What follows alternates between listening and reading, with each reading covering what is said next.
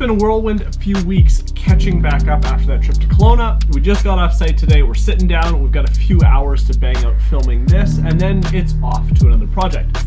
Speaking of that trip to Kelowna, what an awesome, huge project that is turning out to be, and I'm super excited to fill you guys all in, so that's coming soon. But it's been a while, and it's great to see all of your smiling faces again, and today we're going to talk all about range hoods. When it comes to range hoods, there's two main categories out there. Recirculating, those are the ones that vent the air back into your home, and then there's those that vent the air directly outside, otherwise known as vented range hoods. Now today, it really doesn't matter what model you go with because most of them are capable of doing either option depending on your needs. Let's talk about vented range hoods first because this is always my first choice when it comes to planning any sort of kitchen design. A vented range hood is exactly as it sounds. It sucks the air from inside your home, all those smells, all those cooking oils, any unburnt fumes, all of that gets sucked up and vented directly outside. Typically, this is pretty easy to see because you'll see a vent going up through a cabinet or you'll see it extending to the outside of the home. But if you aren't sure or can't find any sign of it inside, head to the outside. You'll typically see some sort of small grate on the outside of your house or a stack going up through your roof. Speaking of venting, this is really where vented range hoods can have a massive impact on kitchen design. In older homes or older renovations, you typically see a stack or some sort of duct coming out of the range hood up through a cabinet above. It would be typically kind of like an under cabinet range hood. And then it would go near the ceiling and head towards the outer wall. Typically, we didn't see ranges on exterior walls, at least not here where I renovate and work locally. Now, if you're planning a renovation, this can continue to work. You can go up, you can go to the right or left and exit to your exterior of your house. But that all depends on whether or not you have the space to allocate towards that duct. Now, this can pose a problem if you want to run cabinets all the way to the ceiling and you don't want some sort of crown molding or bulkhead at the top. Now you need to deal with that particular ductwork. Another common hiccup you can run into with venting is if you're planning for downdraft range hoods in the island themselves. This needs to be thought of very early in the renovation stages because that ductwork needs to tuck itself underneath your flooring. Now, you don't typically see these options on houses built on slab, or it would be half buried in the slab. Again, not something we commonly see, but it is pretty common up here where we have basements or crawl spaces and there is room to run that ductwork. However, you need to keep in mind the direction in which your floor joists run because that can also dictate how you're going to vent that downdraft hood to the outside. No matter which model of vented range hood you choose, it needs to follow the manufacturer's recommendations and local building codes. That means the ductwork needs to be the appropriate size. You need to seal all of your joints along the way, eliminate as many of those twists and turns as you can, and make sure that it's not a massive distance to the exterior. All of these things are going to impact flow rate and how well that range hood will function once it's installed. All right, let's talk about some of the advantages of a vented range hood. First and foremost, they typically flow or pull more air than a recirculating model will. This simply means that you're going to be pulling more air from inside your home, so more of those cooking oils, those fumes from inside and venting them outside. You definitely need to be careful here though, because as you creep up in CFM, you can start creating inconsistencies or imbalances with the rest of the HVAC system in your home. This is typically why you'll find there's some building codes, depending on where you are, that require another blower unit that's going to suck in fresh air at the same time as your exhaust fan is pulling air out of your house. This keeps your whole balance intact and you don't need to worry about, again, creating those imbalances from too many CFM being pulled out. Speaking of CFM, make sure to stick around to the end. I'm going to give you some basic calculations to help figure out how powerful your range hood should be. Another benefit to vented range hoods is that you don't require any additional filters beyond just that initial grease filter that all models have. This means you don't need to go out and find charcoal or carbon filters that are going to slot in place and be replaced throughout the life of that particular unit, as we will see with ductless or recirculating models. The last benefit I want to talk about is that vented range hoods pull out the moist air from cooking and vent it directly outside. They pull out unburnt fumes, again, directly venting it outside.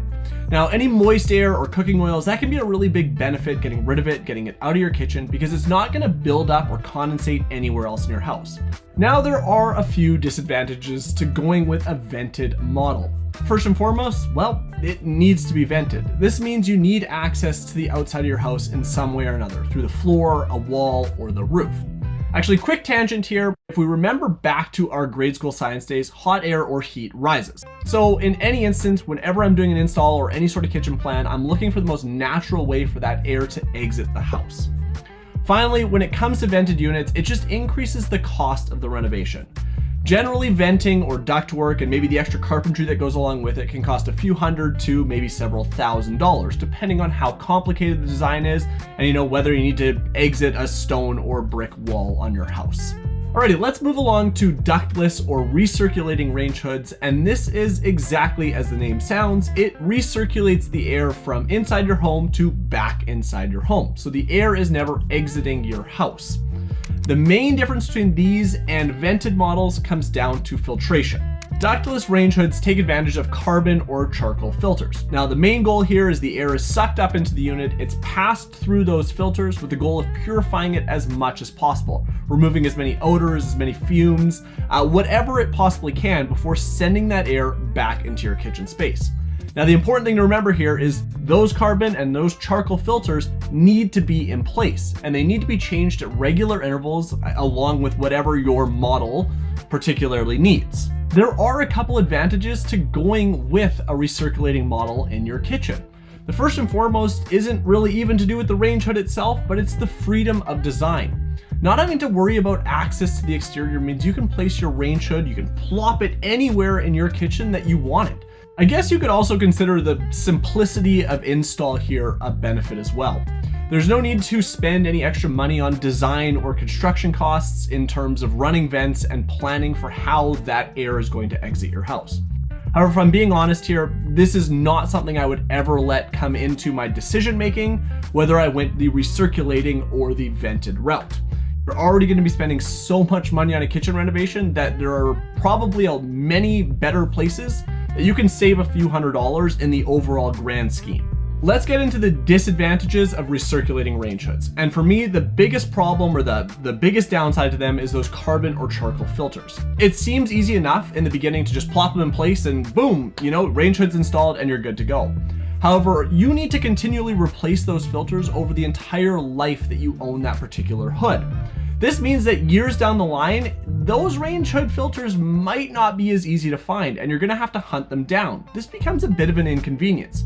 There's also just the sheer fact that you need to remember to change that filter every few months. The other big downside to them is they don't pull any of that moisture or any of those fumes out of the house. So remember earlier I talked about if you're cooking for a while or a long time in cold climates, that hot air is going to build up in your kitchen space, which sure might make the area nice and warm.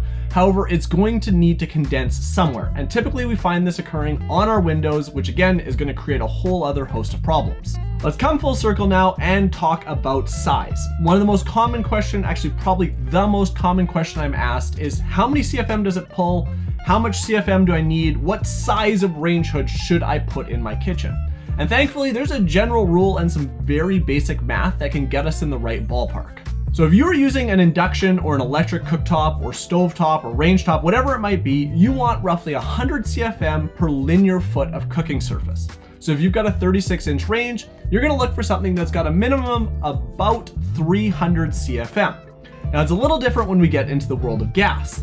The rule here is 100 CFM per roughly 10,000 BTUs.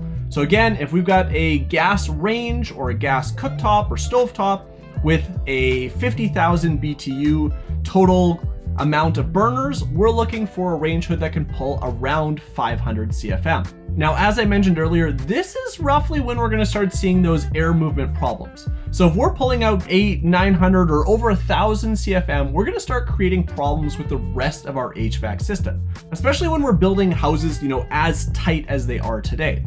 So typically you'll find local building codes are going to require a specific blower that turns on in another room somewhere else in the house that's going to suck in an equal amount of air as that range hood is pulling out. This is just something to keep in mind because if you're going with, say, a really high-end pro-style gas range and you need a 1300 CFM range hood, well, you're probably also going to have to worry about that extra cost when it comes to that blower and pulling air back into your home. All right, back to our general rules of thumb, there's two other things we need to consider. Height can also play a role in how much air is taken up.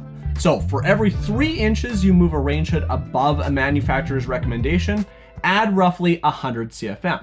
And finally, islands can also come into play here, or cooktops in our island. So island range hoods have to worry about cross drafts where wall range hoods do not.